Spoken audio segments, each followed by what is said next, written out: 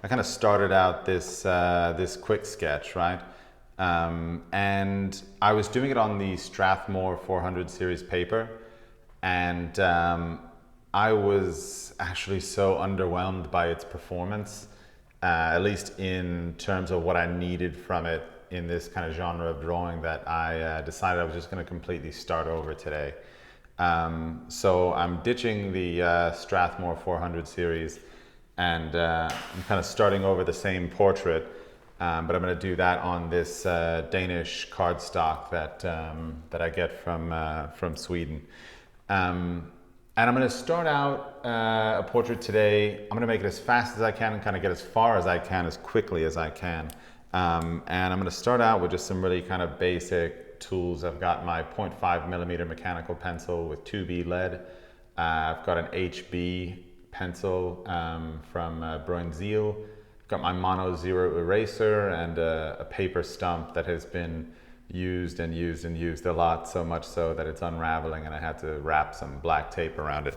And it kind of struck me, this idea that, and I talked about this yesterday on the stream, but I'll kind of go over it here again today, just because I think I'm going to have hopefully like a little bit of a better result and a better kind of performance on this paper. That the kind of massive difference in between like the way that I draw when I'm kind of speed sketching, right, or speed drawing, is so different from what I do when I'm actually working on a more protracted portrait. Now, there are kind of several reasons around this, and I'll talk about them a little bit, like while I'm working on this. Part of it is like about where the kind of goal is, or where the target is, and I kind of change a little bit how I go about doing things based on the kind of the outcome that I'm searching for. So what I'm sketching, usually my objective is really related to kind of learning, right? So I'm thinking more about kind of studying the subject than I am about actually kind of rendering out a really kind of finished, refined, or kind of quite beautiful drawing.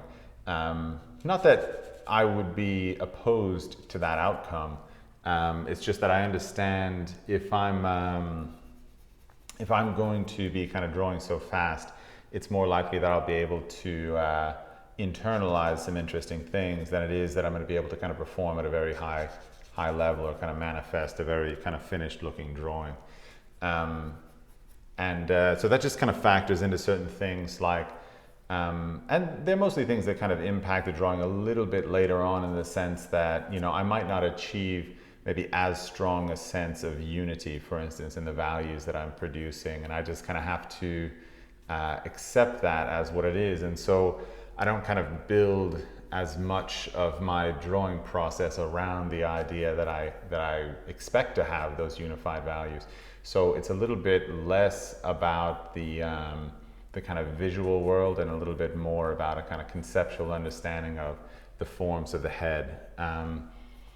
And hopefully, you know, if I'm doing my job, I can kind of manifest that construction really efficiently and really deliberately. The idea that, you know, and I mentioned this, I was saying that I think of this as kind of like almost speed sketching, just in the sense that it's like comparatively so much faster than I normally work. I started kind of drawing this way when I was working, when I was really studying anatomy for myself, right? So I studied anatomy at the Florence Academy in 2004 when I was a first year student. And it was mostly kind of a lecture-based class, and we would do some drawing at the end of it. And you know, my teacher, I mean, it was brilliant. I mean, just so deep a well of knowledge that this guy had, that you know, he could talk at length about what he understood of the body. It just eventually was, for me, a fact that I learn a lot better from doing things than I do from like kind of hearing about things. And so I didn't really retain as much information maybe as I would have hoped, or certainly that he would have hoped. So when I started studying anatomy for myself, I figured that I really needed to kind of get it into my hand. It needed to be like a part of my drawing process if it was going to be something that I was going to kind of apply to like real world kind of drawing situations. And that's where I kind of developed, you know, the bulk probably of this technique. If you want to call it a technique, I mean, I've honestly never stopped and really kind of codified or defined what I do in this respect. Like, you know, there are a lot of kind of sketching methods available to you out there, you know, and the one that of course everybody always asks me about is the Riley method, which I reiterate that I just don't have any familiarity with it, beyond like just the cursory, you know, glances that I've given it, you know, on a Google search. So while I can't really speak to how much this is or isn't like that. I do understand that there's a kind of template or a conceptual template for the head that is applied through the Riley method, and that's very much what I do in the early stages of my drawing as well when I'm sketching. And with that in mind, you know, just want to kind of break down a little bit of kind of what I do when I'm sketching. So a lot of it is really based on like kind of skeletal landmarks, and those landmarks are sometimes more and sometimes less apparent depending upon kind of where you're looking at the head from. So right now in this kind of deep 3/4, where the model is really turned quite far away on the left hand side, the center line is really kind of far out to the edge, meaning that I get a really kind of clear view of the zygomatic arch, and how that kind of leads out to effectively the ear. But what we're really looking at is underneath the ear and the hair and all these other things that are there. There's this depression in the skull called the external auditory meatus, and that is kind of like your ear hole, and that kind of roughly aligns with a kind of notch on the zygomatic arch where the ramus of the mandible kind of comes up and articulates with the zygomatic arch. So once you figure out where the zygomatic bone is, you can kind of follow that back to the external auditory meatus, and that will really tell you a little bit more like kind of what the depth of the jaw is. So the width kind of from the front of the face to the back of the jaw, which is a really, really kind of strong proportional landmark. It's one of the things I go for when I see a 3/4, or really anything where this plane of the face is kind of exposed to view. In addition to that, the shape of the frontal bone is particularly interesting in that, of course, eventually through this bony feature at the edge of the ocular cavity kind of connects with the zygomatic bone. But that frontal bone then kind of connects through to, or kind of forms the edge of the temporal line, which kind of travels back the skull, which again is just another way to kind of separate the side plane of the head from the front plane of the head. So all of this stuff is really, really structurally involved and anatomically involved. You know, so it kind of, it's not that maybe the cart comes before the horse in the sense that, like, I don't think you need to learn anatomy to learn to sketch, but I think that using sketching to learn about anatomy is a really kind of powerful tool to kind of unlock that knowledge. You know, it's one of the first questions you get asked about drawing is, you know, how can I learn anatomy? What book can I use to learn anatomy? And you know, the books are innumerable. There are hundreds of them, and every one of them is honestly probably fantastic. I don't know that I've seen the anatomy book that I thought, oh, this is useless. You know, they're all really, really interesting. The one kind of caveat, or the thing to remember, is that unless it's getting into your hand, you know, unless it's kind of a part of your drawing process, the degree to which you kind of know it maybe is it's kind of directly related to that. So now that I've kind of laid in the head from a structural perspective, I might consider a little bit, I can't help but consider a little bit just the composition. So I want to know like how it is I'm going to kind of end this drawing, or like what kind of conclusion I'm going to make around the neckline or whatever. And usually I'll kind of theorize, you know, some kind of ending shape that roughly corresponds to what I'm seeing. Again, it's a study, so there's nothing too highly detailed or factual about that. There is a question coming in. Someone is asking, what about simple methods like Loomis? Andrew Loomis, again, you know, he was one of these, as far as I understand it, and that's, you know, please correct me, and again, I'm maybe not too deep on things like the Loomis method, but as I understand it, like he was more,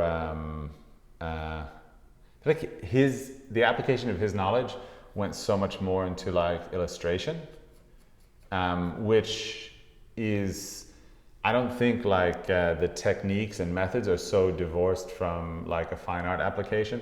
I only think that there is maybe a little bit, what's the word I'm looking for, of like a less specific nature to how Loomis was kind of drawing heads. I think when you look at the results of using that method, it usually ends up seeming like a little bit more generic. But, you know, again, I know that there's something valuable in it, just not something that I use too often or really engage with. So I'm just going to lay in kind of a very vague value to kind of indicate where some of the planes are kind of turning away from the light.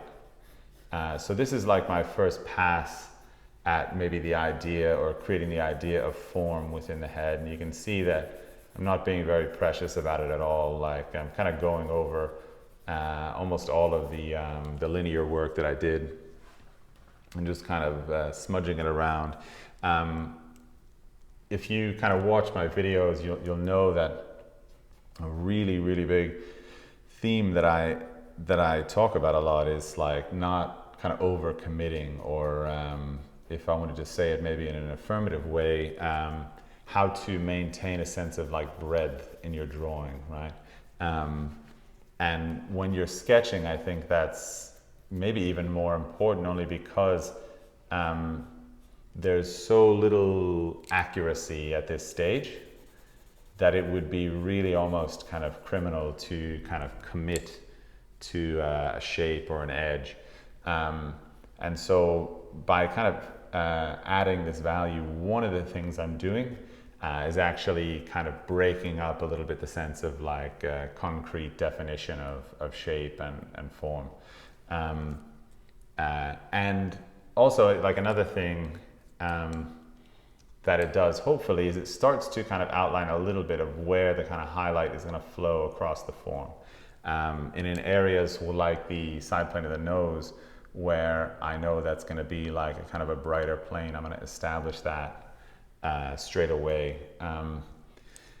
You know, another kind of difficulty of sketching is that creating a sense of form is really at a premium. It's there are a few like shortcuts to creating like good, well-defined, kind of clear forms. And since sketching is something that is, of course, like it exists in a necessary realm where like you know, speed is at the forefront of what it is, we need to kind of maybe take as many shortcuts as we can. So now that I've established a kind of basic template for the head, I'm going to switch to my HB pencil and actually start kind of converting some of these more kind of loose assertions about the kind of structures of the head and the planes of the head, maybe into slightly more clarified shapes. What I don't want to do is kind of fool myself into thinking that I have some kind of resolution at this point. Everything is still quite a bit in flux, but I do want to kind of establish things like maybe a clear contour for the nasal cartilages, for instance. I'll probably want to indicate where the outside corner of the mouth is. And as soon as I do that, I'm going to be concerned with what kind of direction the forms around the mouth are kind of traveling. I'm not yet really getting into shadow shapes. I'm more kind of just hatching along the various kind of forms or planes rather of the head. And just trying not to, again, kind of overcommit to anything.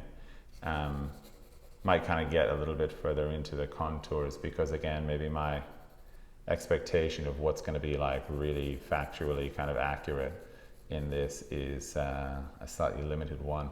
I'm putting more of a premium, I think, on just kind of getting some shape and value down that kind of enhances the sense of structure and also the sense of, I don't want to say the sense of light because maybe that's a little bit misleading. I'm not at all kind of looking at the, kind of squinting down and looking at the light shape. I'm really just trying to consider how these values are applied to various planes and how those planes are oriented to the light. So things like the side plane of the head, really all of it has to get kind of knocked back a little bit before I can kind of maybe dial in some of the highlights and follow those up across the form. Right now, I have, I think, a decent block in. I have at least a head that I can look at. The paper has started to be kind of filled up with value, which is really going to work kind of to my advantage because I need to kind of complete the sense of what the other end of the form is, right? So if I have a contour here, I know where the kind of ending of the form is. I need, let's take the nose for example. I need a highlight here to tell me kind of where the planes inside the form are turning. So on things like the forehead, I know you can't see the model, but the front plane of the forehead is not oriented towards the light. So it really pushes the highlight much further out to kind of the side plane of the head. I have a question coming in from Shella Horvitz asking, does this differ from the approach to cast drawings? Don't they start by indicating shadows? Let's see if I can kind of get to the essence of that question or speak to the essence of that question.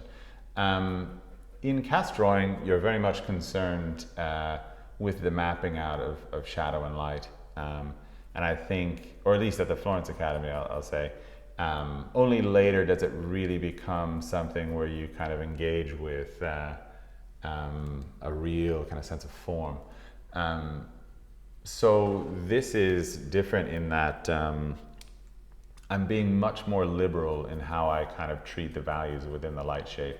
In fact, I would say that almost in what I'm doing right now, hatching under the zygomatic bone, I wouldn't even say that I am attempting to clarify what the value is as much as I am trying to understand through that hatching what the shape of the plane that I'm putting that value on is.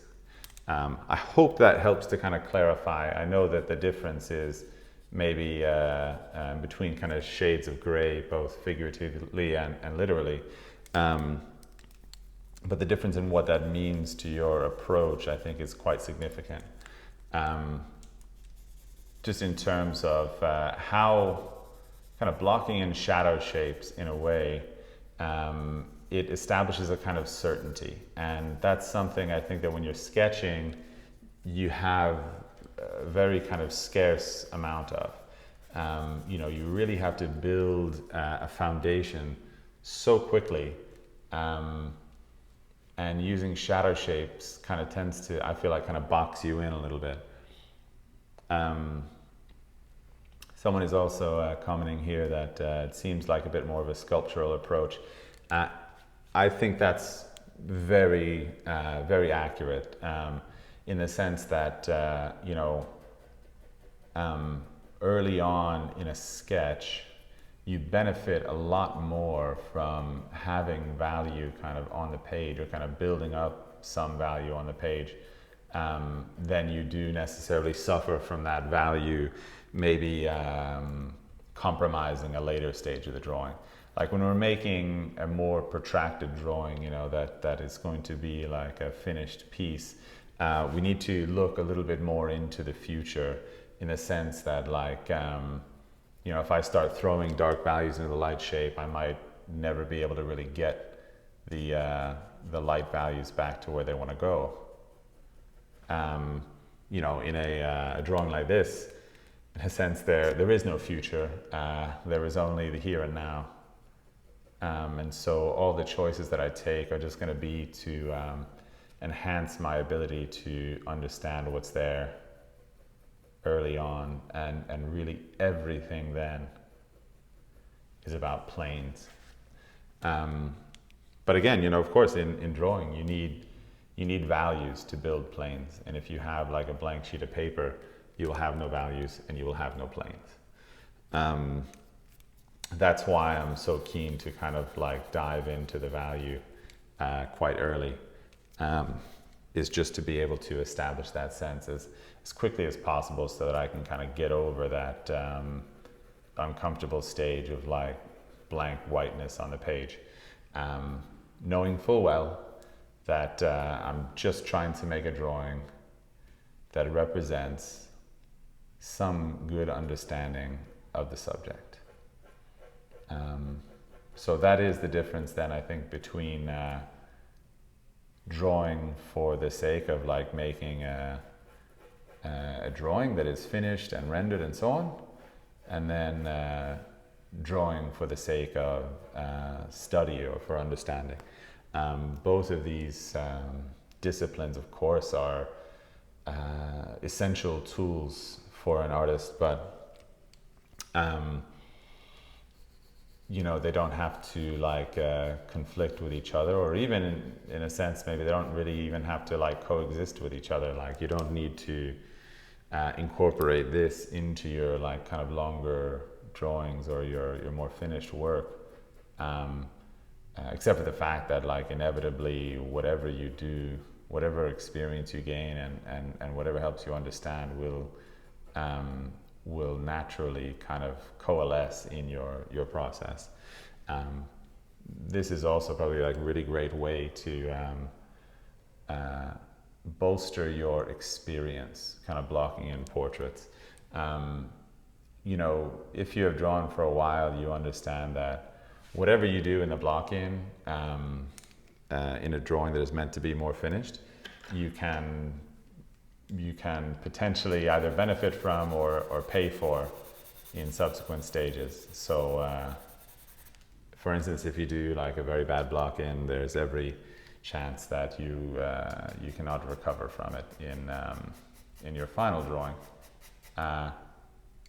Practicing in this way or drawing in this way is a good way to kind of practice your block-ins, rehearse your block-ins, working on heads from different positions in a kind of slightly more consequence-free environment, which can be very conducive to experimentation and learning.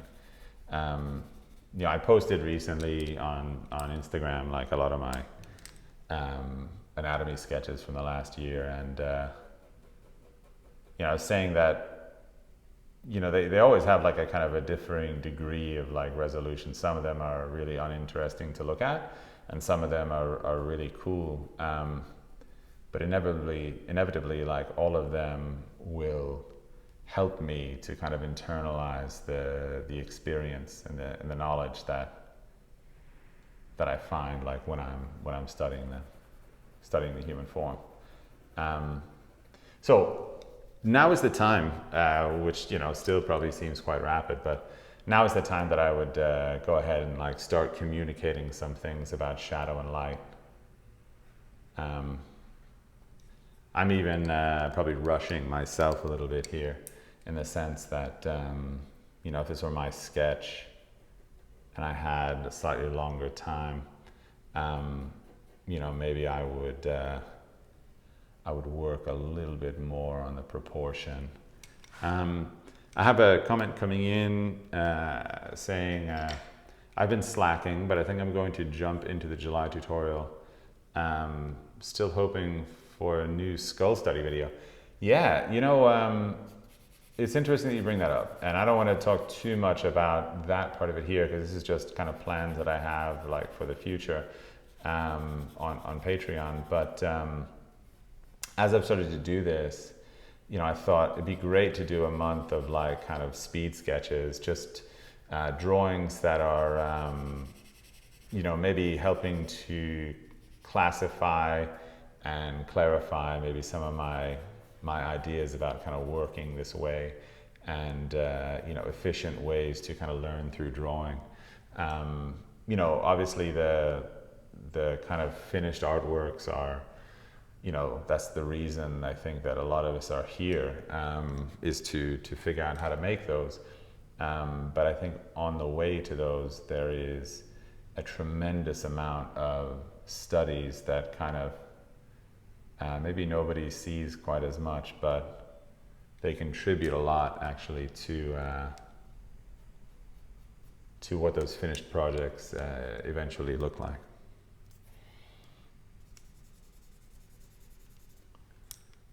So I'm just going around and kind of pumping up a little bit the value throughout the face, so that when I put in these shadow shapes, that they don't seem too kind of alien or too foreign, in a way that they would like stand out a little bit too much from their surroundings. I'm still, I'm not really rendering them so much. I'm not as concerned with their edge quality and things. I'm just kind of making a corresponding shape around the value plane that I think would be kind of appropriate for that area. Focusing on staying very broad. And this is, you know, I talk about this during this month's portrait as well, and I think on the last live stream I did, I talked about breadth. It's just such a kind of big and omnipresent theme that, you know, we could just kind of talk for ages about it. Not only in terms of like what it is, but like how you actually do it. I think that there is a way that we kind of, we learn to draw like when we're kids, or we learn to like think about drawing when we were young. If you remember like maybe the first coloring book that you had, I don't know if all of you had coloring books, but I did when I was a kid. And you know, you start out and you just draw like a crazy person in them. You know, there is no understanding or respect for the boundaries in between the shapes. It is just an absolute cacophony of like color that you kind of toss onto the paper. And then eventually over time you kind of learn that, well, to preserve the picture, I'm supposed to kind of color in between the lines, right? And you can see maybe where I'm going with this, that understanding how to give a drawing a slightly stronger sense of breadth is a little bit to kind of break down that idea. As I'm kind of working with my stump or my eraser, I'm working to break up the drawing, to break up the order, so that I have, yes, like a sense of unity and clarity in the planes, or at least as much as I can afford to have with the maybe limited amount of technique that I'm applying. But also that I don't allow those values or those lines or edges to totally solidify. to become a representation of certainty, because, you know, really in this world of sketching, you want to be able to, I think, pivot rapidly. You want to be able to change quite rapidly when you realize maybe something is wrong or something is not quite where you wanted it to be.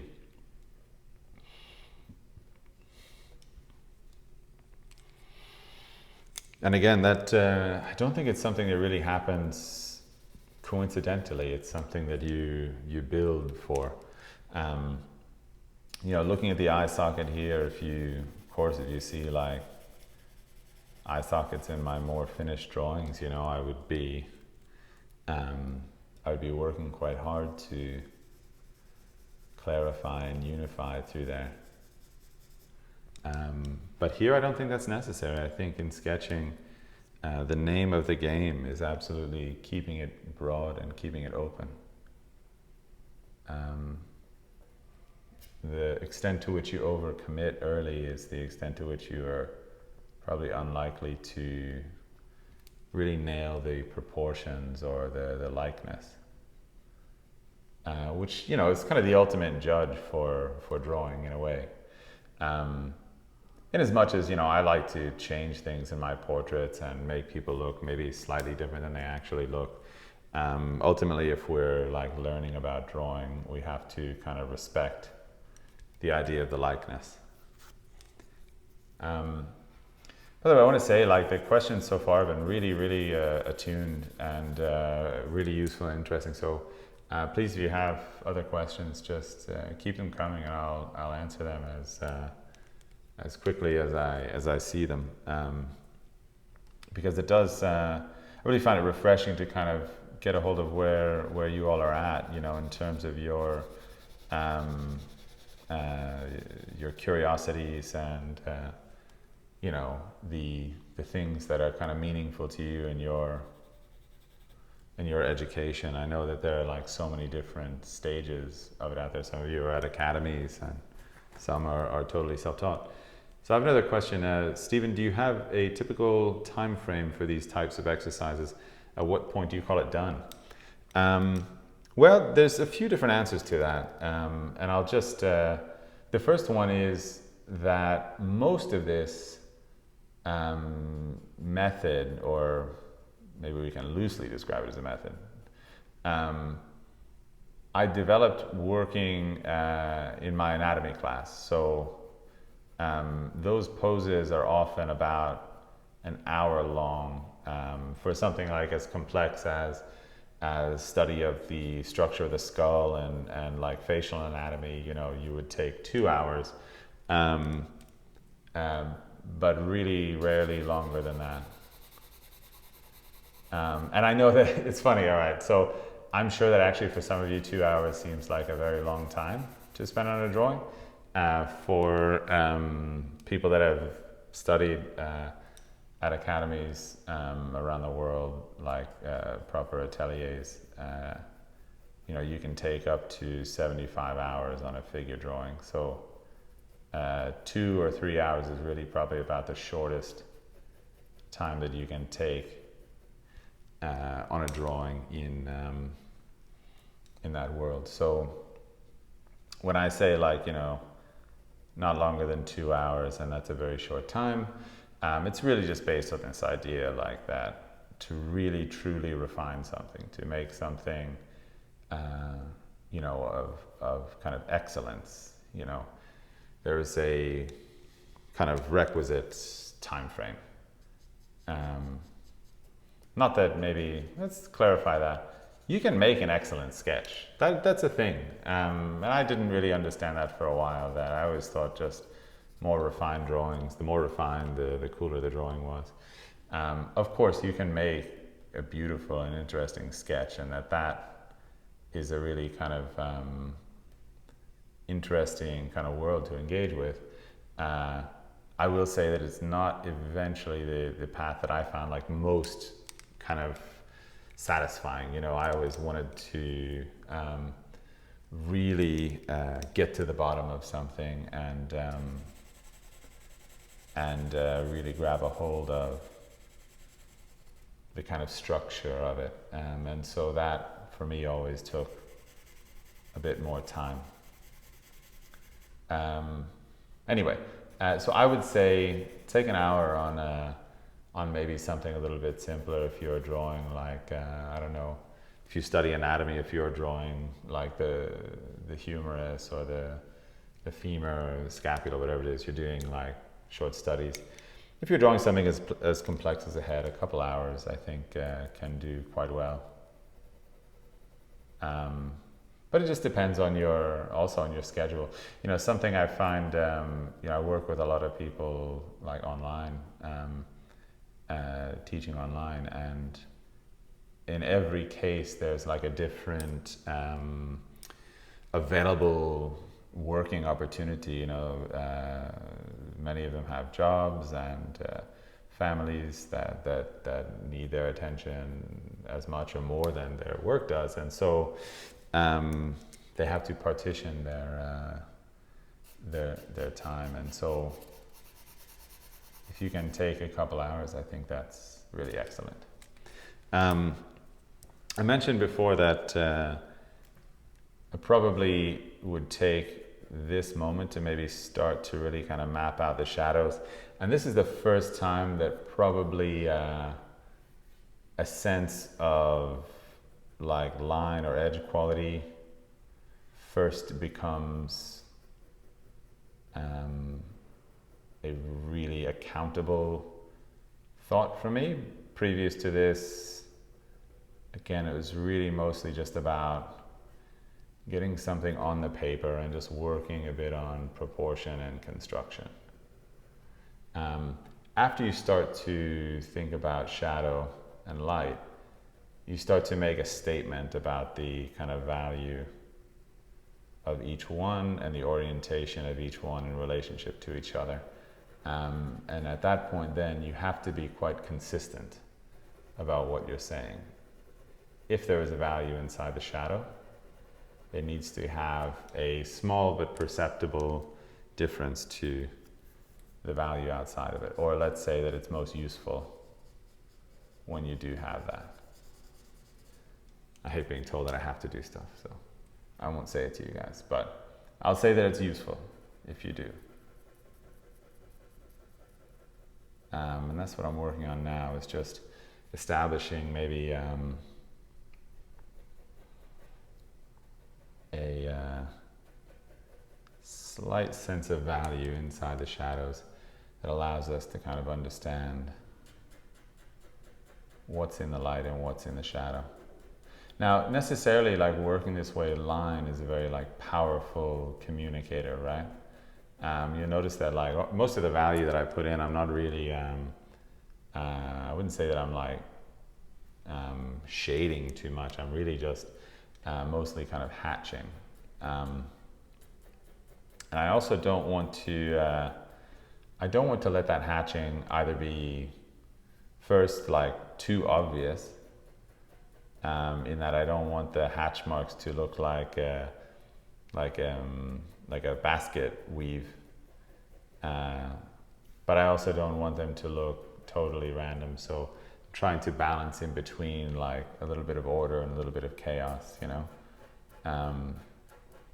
kind of following the form and the contours and the gestures of those areas, and then just trying to apply a value inside that communicates their orientation to the light. Trying to be careful of kind of overlapping these maybe too much at the edges, you know.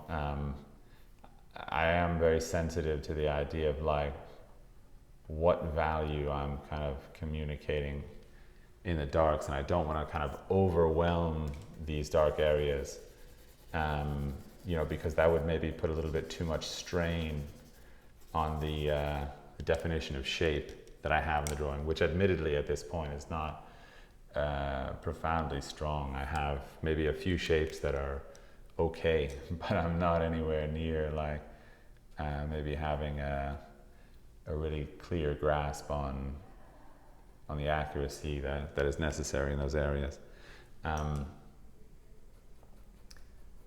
yeah, again, just quickly, thank you for the comments so far. It's actually been really kind of helpful in um, being able to kind of speak to the kinds of things that you all are interested in, as well as to kind of talk about my own thoughts. But if you have any other questions, you can just pop them into the comments. I'll get to them as soon as I can. April Hopkins is asking, can you talk about your approach to backgrounds? They always have an interesting textural quality. So backgrounds, in as much as I use them, I mean, sometimes like this drawing will not so much have a background, but you could say that really I'm taking a similar approach to like some of these areas of the shadow. I'm very sensitive to the idea that like a background or a dark value can quickly become boring if it's too even. So what I want to do is like show enough unity in value that when you squint down, it kind of bonds together, and enough diversity in the value so that when you kind of scrutinize it, or when you kind of look quite closely at it, that there is this sense of like variety and excitement in it. The margins in between those things are very, very small. So if you over unify a little bit, you can quickly become too bland. And if you create too much variety, you can quickly become a little bit too chaotic. So it really, comes down to like exercising your judgment about, what is too bland or what is too full of variety. And I mean, there's not like of course not like a textbook answer to that. There is only your ability to, I think, compare it to work that you enjoy or work that you appreciate, and through that try to understand what your goals are. And maybe that's the best place you can be as far as kind of describing the background. It's just try to have a vision, like an artistic vision, I think, about what the background should look like in the world that you're drawing. I was always kind of blown away looking at Rembrandt's backgrounds in his self-portraits. Not all of them are like totally amazing, but there are a couple that are just way out there. I mean, the stuff that he's doing in his background is like, they're like Turner paintings, these landscapes by this English painter. I think it's JMW Turner. But they are absolutely kind of worlds unto themselves. And, it just kind of struck me what's possible in a background. There's no reason that a background has to be so unified or so still. You can really go out and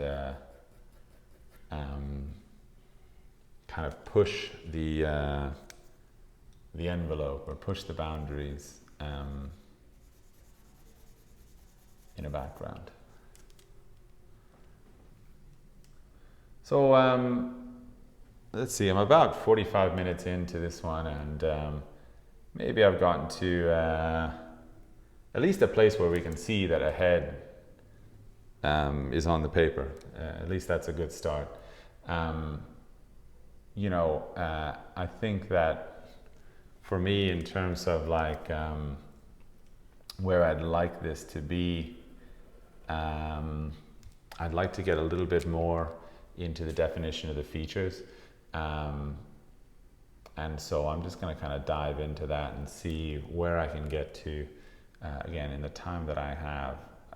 I'm not going to say that I won't revisit this sketch or do another live stream, but I'm just going to try to push as far as I can go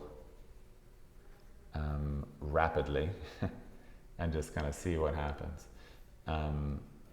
You know, these can be a little bit of a kind of journey of discovery. And that's, I think, actually one of the great things about sketching is that it's so open-ended. You know, you can experiment on something. You can try something that you have been thinking about but been too, I don't know, nervous to do.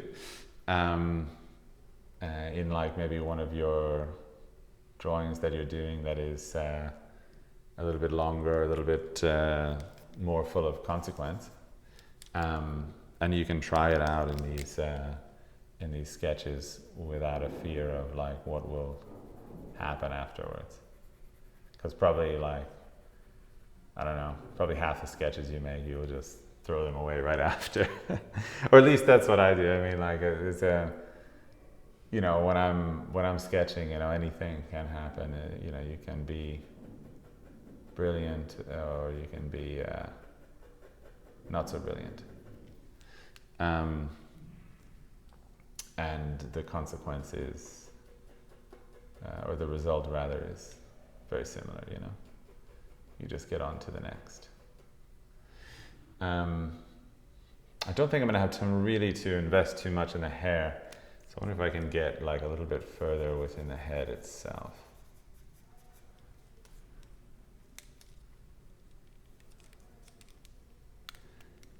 Yeah, let me try to maybe get into the mouth a little bit more. There's an outside corner that has to line up with the kind of the back edge of the nostril in just such a way.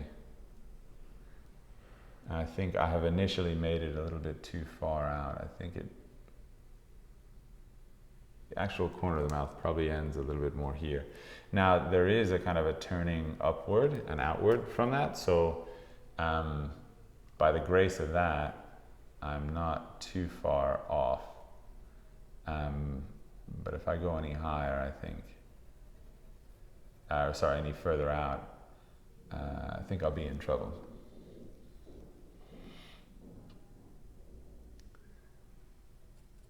Maybe the difficult thing in live streaming is that sometimes you actually need to really concentrate on it, on what you're doing,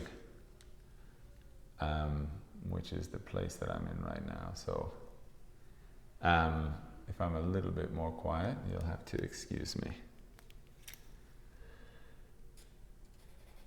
Some of these tighter shapes around the philtrum and the mouth, you know, the margins of error are like so small. If you mess up like a millimeter, it's like a huge shape, right? So I'm just trying to map out my plan a little bit more than I have now. And see if I can do something good here. So if there's like a last round of questions, I think probably this live stream will automatically end in about 10 minutes. Instagram has a 1 hour limit to its live streams. So after that time, it's going to just shut off. But I'll probably go right up to the wire in my optimistic push to get this drawing somewhere. And again, like I said, you know, I might stream the rest of this again, or maybe continue on this drawing a little bit, because maybe 1 hour is a little bit short for a head like this, but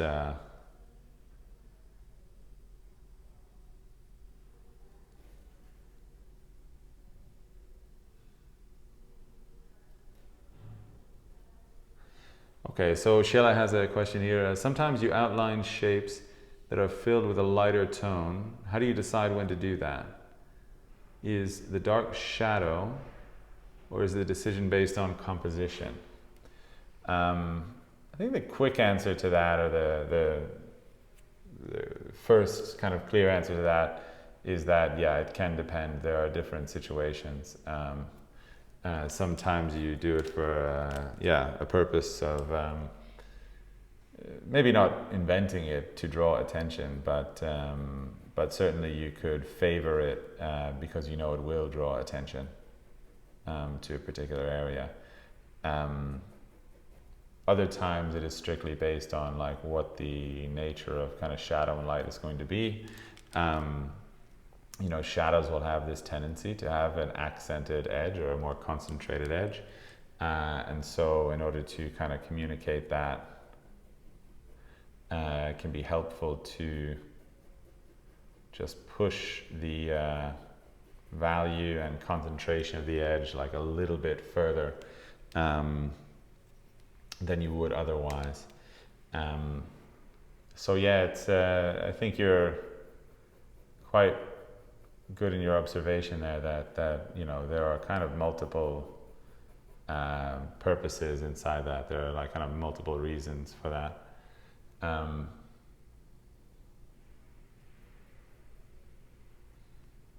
And each one, you know, gives its own kind of sense of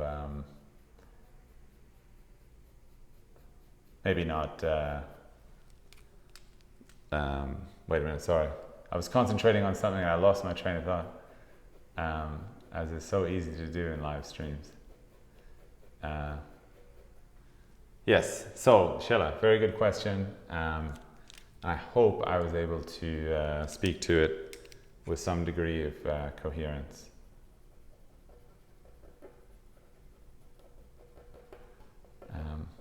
But I'm quite enjoying making this drawing, so I'm wondering I might be able to just attend to a couple of matters and then maybe come back to it. We'll see. If not, there's always another day to do a live stream.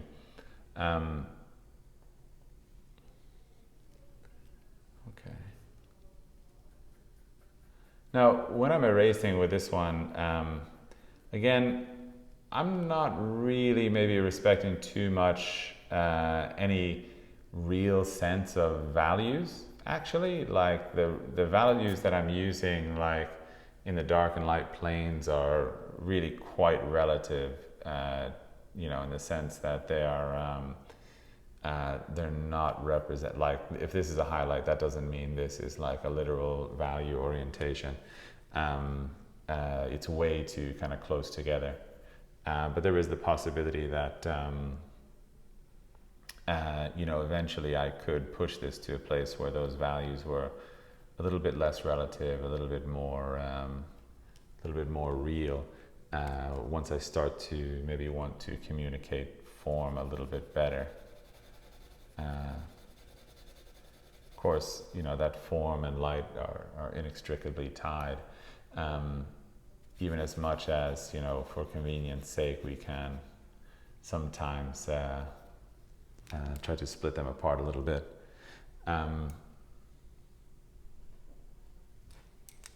Okay. So,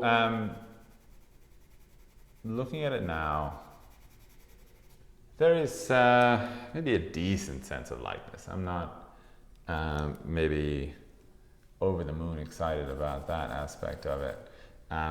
There is some clear sense of structure, but probably that is something that needs to be built a little bit more.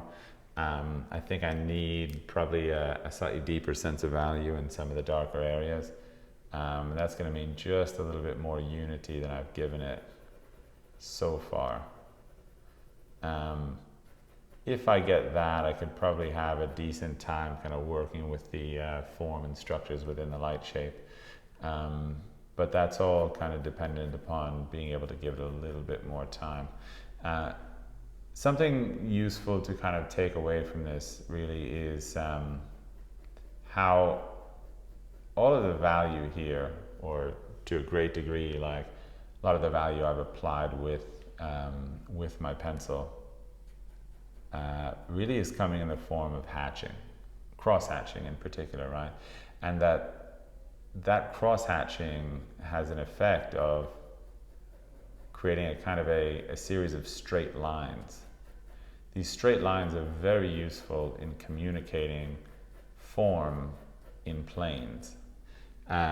It's not so often that that I'll get into shapes that are how do I want to put this? Curvy, I guess, is what I'm thinking of. But from a technical standpoint, sketching can be both organic and also can be made using quite straight lines. There really isn't a conflict in between those two things. And so I would encourage you, when you are sketching, to try to continue to think in straight lines as much as possible. Straight lines have a kind of, in a way, an almost automatic, what's the word? Correlation, right? To structure and clarity and design. So try to stay away from maybe lines that are a little bit too over elaborated or a little bit too curvy and full of sort of variety and so on. Try to lean very heavily on clearly kind of articulated angle breaks. But that is going to be all for today. This is about as far as I got. Again, I'm looking at it and thinking, oh, if I had another hour, I'd be able to get so much further. But let's see, maybe I have the time to come back to it, maybe not. If not, I think speed sketching is still, or because of this, is something that that I think is a really useful and kind of viable subject for us to talk about. And I think I'm looking forward to actually kind of incorporating that into the tutorials that I'm making. I think next month I have an oil painting planned, so it might not be immediately, but it's definitely on the menu. So if you enjoy that, just stick around.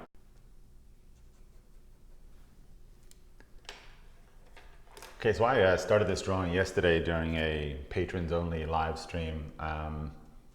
This is for just Patreon supporters to kind of answer their questions and also do kind of a live demo where we're kind of communicating. But I got an hour into that and I kind of liked where the drawing was going, and I was kind of getting a little bit more into this idea of kind of speed sketching and how fast could I kind of produce a study. And talking with them, answering their questions and things, it really kind of dawned on me that for students, on top of kind of making longer, kind of protracted studies and drawings that are meant to have a very concrete product arrive at the end of it, that also this discipline of kind of drawing quite quickly in order to be able to kind of study things like proportion and gesture and construction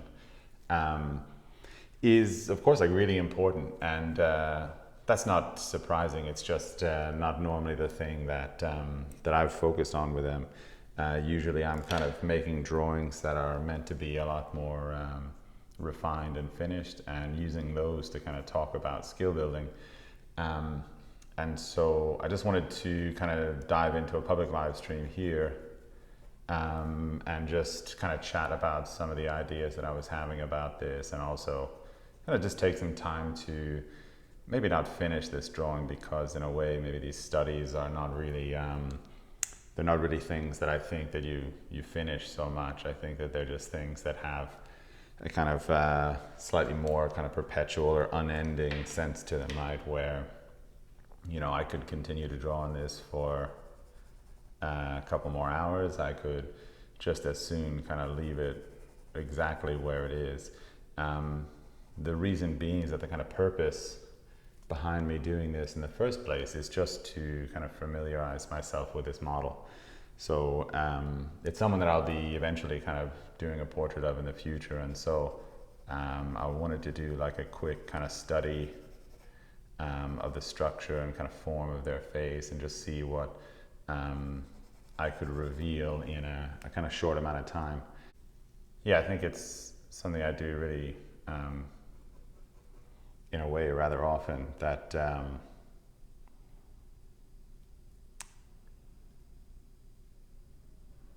you know, like in a drawing like this, I kind of expect to just kind of internalize information, right? This is just for me to kind of figure out what I'm working with, in terms of like, you know, how the forms of that model's face are oriented, and what kind of the light source and lighting situation is kind of most interesting to use for them. Like when I do the kind of longer version of this portrait, I might not even really choose this pose. You know, so often I find that like I'll get quite enamored with a pose that then later maybe I discover it wasn't it wasn't actually quite as interesting as I thought it was. So like you know, before I kind of invest all of my kind of time and effort and material, I want to be sure that, you know, that's going to be in a place that is most useful, right? Or the application is the best. And that means, you know, kind of testing these things out, because there is a way that like, you know, when I think of a portrait that I want to make, in my head, it's always really excellent. You know, the pose is beautiful, the form is revealed, the character of the model is there, the look in the model's eye is like really kind of resonant, and you know, that's the way that I think like an optimistic artist's kind of process kind of lends them to, right? Like where, of course, I don't imagine that the composition that I'm dreaming of is bad. I think it's probably a good one. But then like manifesting that, you know, testing it out, putting it in front of you so that you can really kind of make an objective evaluation of it. That's something that you can't do just in your imagination. And so that is where these drawings come in. That's where you know, testing these things out is kind of so important. But of course, you have to build skill in order to do that. Each different kind of drawing, I think, requires a different set of skills. There's a lot of overlap, of course. You need a good kind of technique with your pencil, right? You probably shouldn't have like a very heavy hand. You should be able to control the weight of your hand and the value that you're applying. You should have a good grasp on proportion, but in terms of sketching, I think you need to rely a lot more on a quite immediate read of the structures of the head, and if your process does not manifest those kind of soon enough or early enough, I think that you'll have a little bit more difficult of a time sketching. So when I say speed sketching, of course, I do mean in a way that, yeah, things just go quite quickly. Like I just, you know, draw a lot faster. I use values a lot earlier. But there's kind of, there's maybe more to it than speed. There's a different kind of elaboration of process. And that, I think, is what I want to get into, maybe not next month on Patreon, but I think probably the month after that. So maybe when I start making the videos for September, I think I'm going to do like a really like stripped down efficiency kind of study, you know, looking at, you know, what it takes to Someone's saying that they can't see anything. They can't see any video. Is that true? None of this is showing up.